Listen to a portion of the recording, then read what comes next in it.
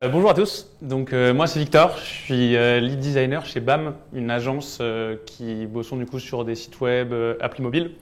On est répartis avec plusieurs départements du coup de développeurs, de designers et de chefs de projet. Et du coup aujourd'hui je vais vous parler un petit retour d'expérience que j'ai à faire sur un projet sur lequel je suis maintenant depuis 1 an et demi, ça commence à faire un petit peu. Donc BPI France et comment améliorer la qualité de son produit. Comment ça va se dérouler? Je vais commencer par un petit peu de contexte du coup sur le projet, sur pourquoi on a fait cette mission avec eux. Puis on va parler dans un premier temps de comment recueillir des retours. Ensuite comment les prioriser. Et je vais finir par une petite slide de résultats pour vous montrer les résultats qu'on a eus en adoptant une méthode que je vais vous présenter. Donc tout d'abord, un petit peu de contexte. BPI France nous a contactés il y a à peu près 2 ans avec un projet d'envergure, le fait de pouvoir créer et concevoir de A à Z une banque en ligne qui avait pour objectif de digitaliser l'intégralité du flux d'obtention d'un prêt professionnel, à la fois sur l'interface client, donc pour l'obtention pour un client d'un prêt, et à la fois sur le côté qu'on appelle collaborateur pour les chargés d'affaires qui s'occupent en fait de l'obtention de ce prêt. Moi aujourd'hui je vais vous parler plus particulièrement de l'interface collaborateur sur lequel j'ai travaillé, donc c'est plus simple d'en parler en effet. L'interface collaborateur, pour rentrer un petit peu dans le détail, ça correspond à 2000 charges d'affaires différents, avec 8 métiers différents et répartis sur énormément de zones géographiques.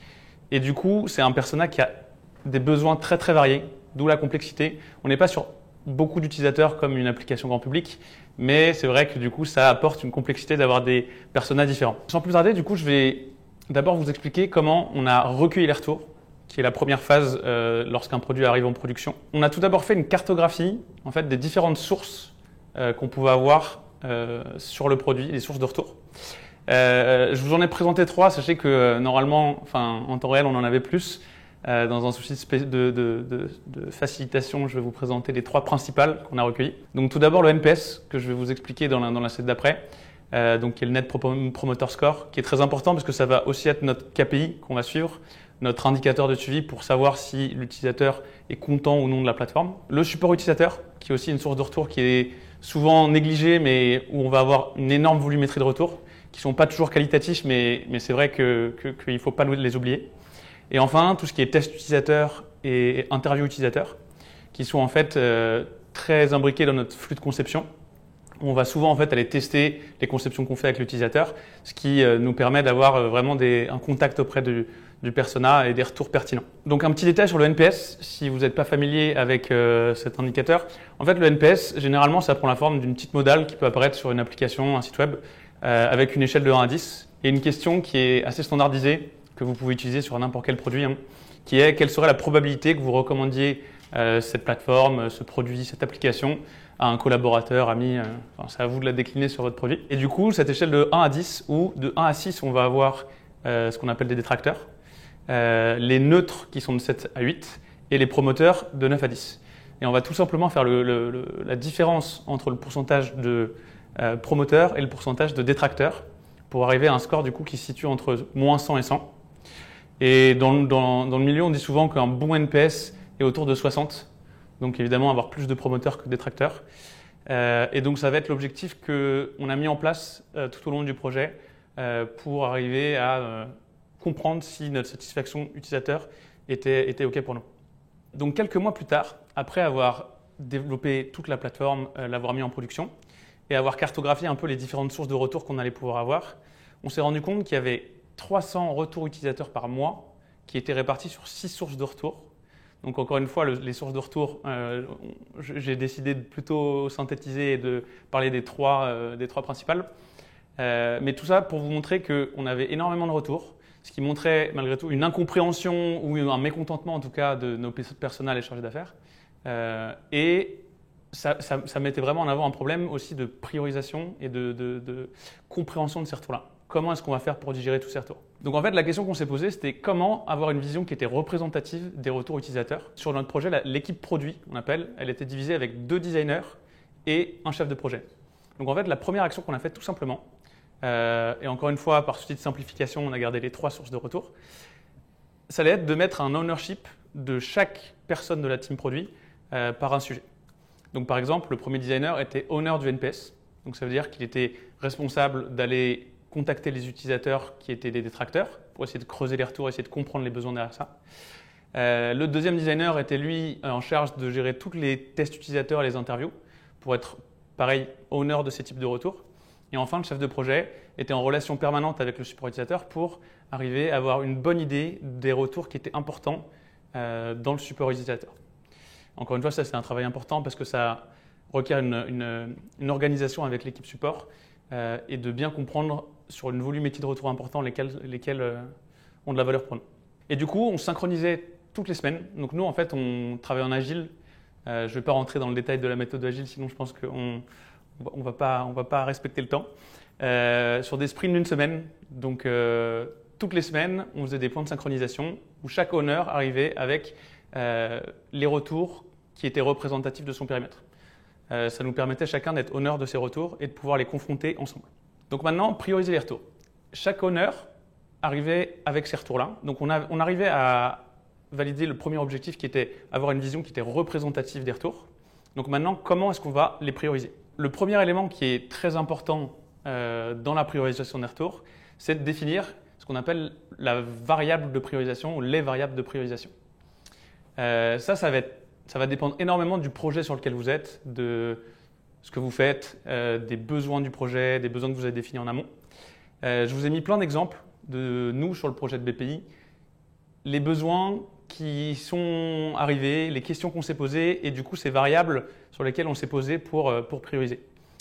Par exemple, le nombre de retours. Ça paraît la plus évidente, c'est vrai que le nombre de retours est forcément un petit peu corrélé à son importance. Plus il y a de retours, ça montre une certaine tendance. Le type de retour, est-ce que c'est plutôt des retours des bugs, des problèmes de compréhension ou alors simplement des évolutions? Le persona faisant le retour, ça c'est un élément qui est aussi important de notre côté parce qu'on va avoir énormément de personas de charges d'affaires différents. Donc voir si on peut le prioriser dans ce sens-là. Le temps de développement, qui peut être des contraintes sur certains projets. Et enfin, les préférences clés du produit. Donc nous, c'est quelque chose qu'on utilise beaucoup dans le cadre de BAM, qui sont en fait des objectifs qu'on définit bien en amont du projet. Bien en amont du projet, bien en amont de la conception. Donc vraiment au début, au early stage du projet, qui vont être ce qui va permettre à l'utilisateur d'adopter le projet. Donc je vous ai mis le produit pardon. Je vous ai mis des exemples. Donc par exemple, dans le cadre d'un chargé d'affaires, ça va être la possibilité d'aider son client à remplir certains formulaires un peu complexes. Ça peut être de gérer ses dossiers, ça peut être aussi de se connecter à des outils tierces qui lui permettent de mieux s'organiser. Donc c'est des objectifs assez macro. Nous, dans le cadre du projet BPI, du coup, on a choisi deux facteurs de variables de priorisation, qui sont tout d'abord le nombre, qui, comme je vous l'ai dit, était un facteur assez classique qui nous permet quand même de se rendre compte de l'importance d'un retour. Et on avait des contraintes sur BPI en termes de développeurs. On avait une équipe de dev qui était assez réduite, avec une roadmap très chargée et beaucoup de fonctionnalités qui étaient demandées par le client. Donc, on s'est rendu compte que le temps de développement des features qu'on voulait mettre en production, les évolutions, avait beaucoup de poids en fait, dans la priorisation. Et donc, après avoir choisi ces deux facteurs-là, on a créé du coup ce qu'on a appelé une grille de priorisation qui du coup se sépare en deux axes. Un axe vertical du coup qui représente le temps de développement. Donc de quick win, donc vraiment des fonctionnalités qui sont rapides à développer à des fonctionnalités qui prennent beaucoup de temps de développement, qu'on a réparti en 4. Donc ça reprend un peu la méthode agile, c'est en taille de t-shirt, donc c'est des estimations qui sont assez grande maille, ce qui nous permet juste d'avoir un ordre d'idée sur l'épaisseur, la complexité de la feature. Et l'autre axe du coup horizontal qui va être la volumétrie de retour. Nous qu'on a quantifié de 0 à 10 retours, à plus de 10 retours. Qui forcément dépend de chaque projet. Et donc après, dans nos points de synchronisation, on va tout simplement prendre les retours qui sont les plus importants dans notre périmètre et aller les placer sur cette grille pour essayer de comprendre en fait comment est-ce qu'on peut les comparer, comment les prioriser. Et donc après, il y a une discussion qui se fait sur, ok, naturellement, les retours qui vont être petits en taille, pas lourds à développer et où il va y avoir une volumétrie importante, ça va être les retours qu'on va prendre en premier. Ce qui nous permet en plus de l'intégrer à des roadmaps qui sont chargés et tout le monde est gagnant. Enfin, je voulais parler de le suivi de ces retours-là. C'est vrai qu'une fois qu'on l'a priorisé, je trouve que c'est important de mettre l'accent sur le fait qu'il faut aussi savoir comment est-ce qu'ils évoluent dans le temps.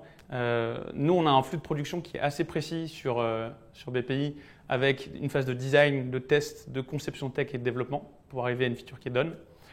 Et du coup, je voulais juste vous montrer que cette grille, elle peut aussi bien être utilisée comme une manière de communiquer, une manière d'avoir de la visibilité en fait, sur les features qu'on dev et de pouvoir de manière assez ludique voir l'évolution de ces features sur la grille de priorisation. Ça marche aussi en agence quand on a des comptes à rendre à un client et c'est important de communiquer sur l'avancée de certaines évolutions. Donc nous, on utilisait également pour arriver à montrer cet avancement.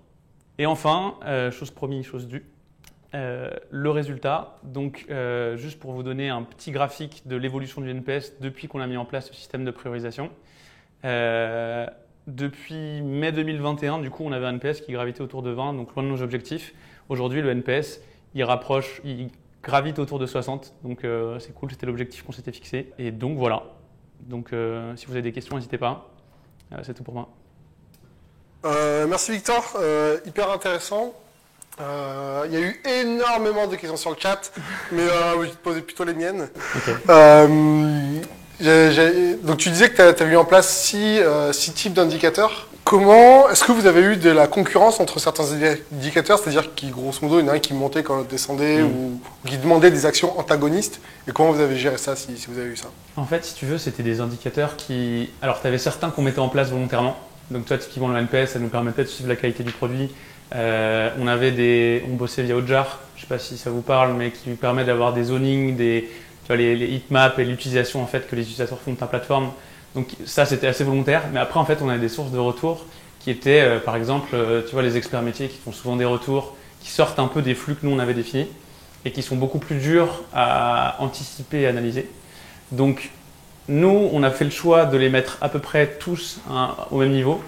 Mais c'est vrai que du coup, dans cette situation, on rencontrait des problèmes sur, quand c'est des retours qui viennent directement du client ou des experts métiers, tu es obligé d'y attacher un petit peu plus d'importance. Et dans les échanges qu'on avait via la grille, de ne pas être très fixé et strict sur l'utilisation de cette grille. Sinon, c'est vrai que ça pouvait rencontrer des problèmes auprès du client et des sponsors, quoi. Une autre question sur les... grosso modo, donc, vous aviez donc des indicateurs et des feedbacks de vos utilisateurs. Ouais. Et donc, tu disais, on priorise des actions donc en fonction du coût et de l'impact, grosso modo. Est-ce que, quels sont les types d'actions que vous avez mis? J'imagine qu'il y a des fois à faire des features, mais est-ce qu'en dehors de ça, vous aviez d'autres types d'actions pour augmenter par exemple le NPS? Bah, du coup, ouais, alors d'autres types d'actions, généralement, en grande majorité, c'était des demandes d'évolution ou des choses en fait que les utilisateurs aimaient pas ou n'adoptaient pas sur la plateforme. Tu vois, ça va être la majorité des questions, c'était soit des demandes d'évolution parce que du coup, c'est une site B2B, donc c'est des chargés d'affaires qui sont très exigeants sur les plateformes qu'ils utilisent, de ne pas perdre du temps. Donc ça va être je veux pouvoir faire ci, je veux pouvoir faire ça. Ou alors c'était ce qu'on appelait des retours UX qui étaient des features qu'on développait et qui étaient pas comprises par les chargés d'affaires, pas utilisées. Donc ça c'était souvent des retours qu'on avait via Hotjar. On se rendait compte qu'en fait des features qu'on développait marchaient pas parce que c'était des personas qui étaient encore une fois très différents. Donc en fait c'était difficile et on était confronté à des complications côté persona d'arriver à faire des features qui fonctionnent pour tout le monde. Parce qu'il y avait vraiment des besoins qui étaient très différents. Et longtemps dans la priorisation, dans les variables de priorisation dont je vous ai parlé, on a envisagé le côté métier, de se dire il faut prioriser dans ces personas parce que c'est difficile de les prioriser autrement, quoi.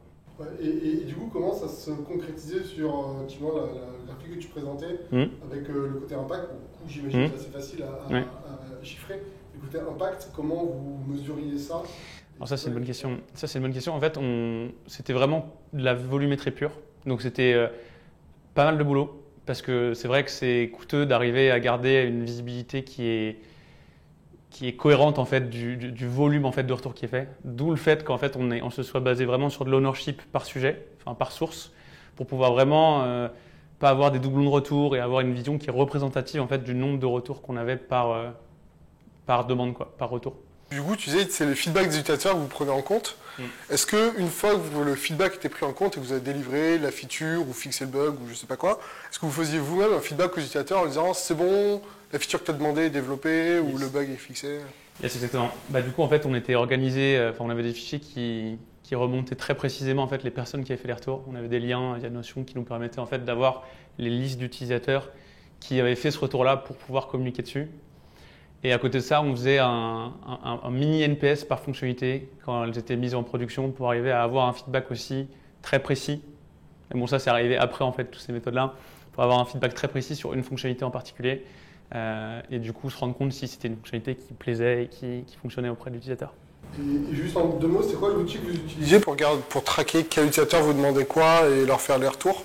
C'était fait à la main ou il y avait un outil Quel retour? En fait, nous, on passait par Metabase pour tout ce qui était recueil en fait, des données. Metabase et sinon, non, c'était purement...